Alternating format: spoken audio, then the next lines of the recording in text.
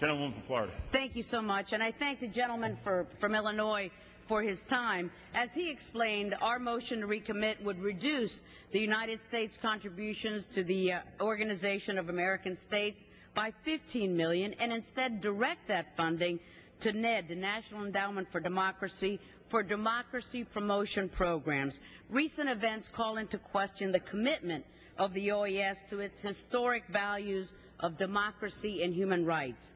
The OAS in Cuba, in spite of hundreds of political prisoners languishing in jail, having committed no crime but speaking on behalf of freedom, in spite of there being no elections, in spite of there being only one political party allowed to operate in Cuba, the Communist Party, in spite of no labor unions allowed to operate, no human rights respected, what did the OAS do? It passed a resolution lifting the 1962 suspension of Cuba from the OAS. Regarding the events in Honduras. If the gentlewoman suspend, gentlewoman from Florida deserves to be heard.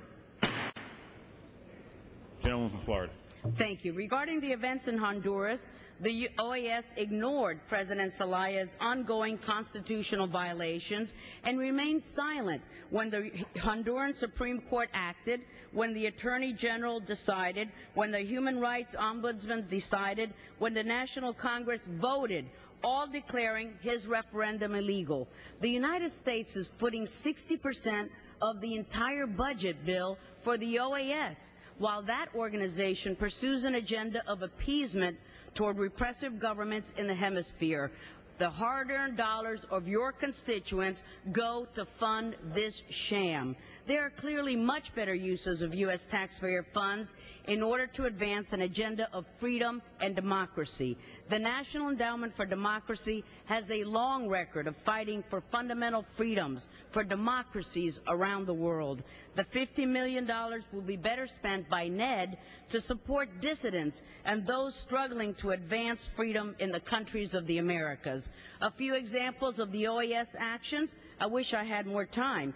But in February, following the attack of a prominent synagogue in Venezuela, which highlighted the growing anti-Semitic campaign facilitated and tolerated by the Chavez regime, the then U.S. ambassador of the OAS called for a condemnation. What did the OAS do? Nada. They did nothing, and its Secretary General expressed confidence in the system of Chavez and their investigation of the incident.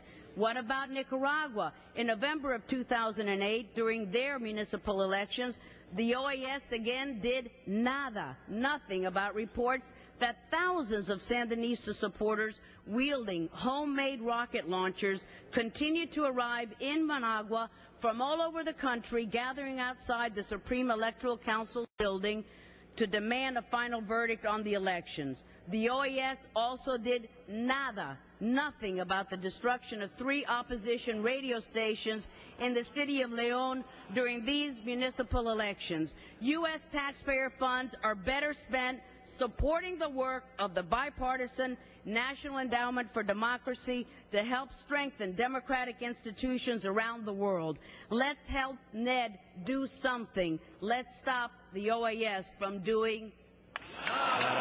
Thank you. I yield back.